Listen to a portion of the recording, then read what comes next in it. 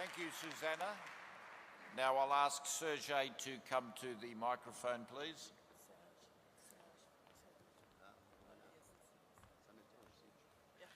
Chers camarades, bonjour à tous. Je suis Serge Le Gagnois, le secrétaire général de la Fédération des employés cadres FO de France. Je vous adresse le salut fraternel de la part de l'ensemble des militants de la Fédération des employés cadres FO et je remercie tout particulièrement nos camarades sud-africains pour l'excellente organisation de ce congrès et pour leur accueil. Merci également pour cette cérémonie d'hier, extrêmement combative et émouvante. Tout d'abord, je tiens à préciser que nous soutenons et appuyons les propos du secrétaire général Philippe Jennings et nous soutenons pleinement son action. Mon propos portera sur la liberté syndicale et sur la démocratie. La crise financière, devenue crise économique et sociale, n'est pas terminée. Mais nous savons tous ici qu'elle représente une opportunité pour le patronat et cet intergouvernement de remise en cause des droits fondamentaux des salariés. En effet, les syndicats de salariés subissent les pires attaques et les pires remises en cause de leurs prérogatives, que ce soit au niveau du droit de représenter les salariés, mais aussi au niveau de la négociation collective. Cette volonté d'affaiblir, voire de détruire les syndicats et leur influence se manifeste en France, pays des droits de l'homme et de la liberté, par la contestation quasi systématique des désignations de délégués syndicaux dans les entreprises du périmètre de la Fédération des employés et cadres FO. Nous obligeons ainsi à user notre énergie et nos finances pour défendre nos droits en justice.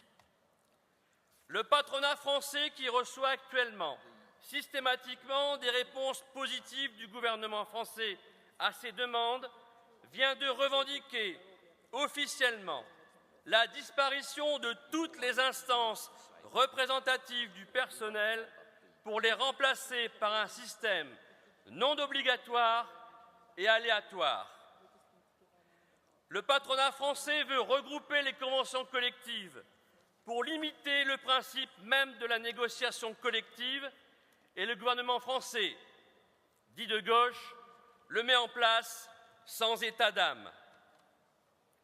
Pire encore, ce même patronat vient d'exiger du gouvernement français qu'il se retire de la Convention 158 de l'Organisation internationale du travail, celle qui encadre les licenciements, et ce, afin de pouvoir licencier de façon autoritaire. Cela rejoint d'ailleurs les attaques du patronat mondial au sein même de l'Organisation internationale du travail vis-à-vis des normes du travail et par conséquent des droits fondamentaux des travailleurs. Mais tout cela n'est pas encore suffisant. Ce qui se passe au niveau de la négociation du plus grand traité commercial mondial entre l'Europe et les États-Unis est révélateur des velléités de remise en cause des droits des salariés au nom de la liberté totale pour les entreprises mondialisées. Elles exigent de ne plus subir aucune entrave.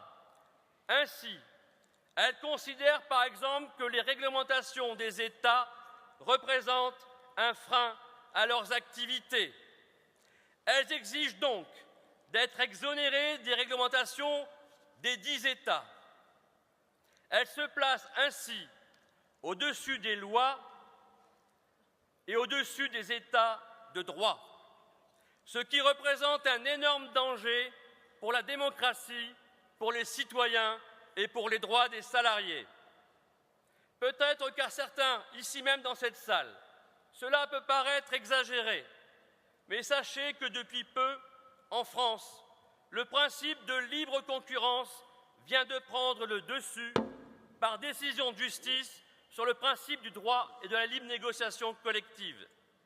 Pour développer la croissance syndicale, il faut imposer la présence syndicale partout, dans tous les secteurs, dans toutes les entreprises, auprès de tous les salariés, des plus jeunes aux plus anciens, sans oublier les femmes et surtout auprès de ceux qui connaissent de plus en plus la précarité.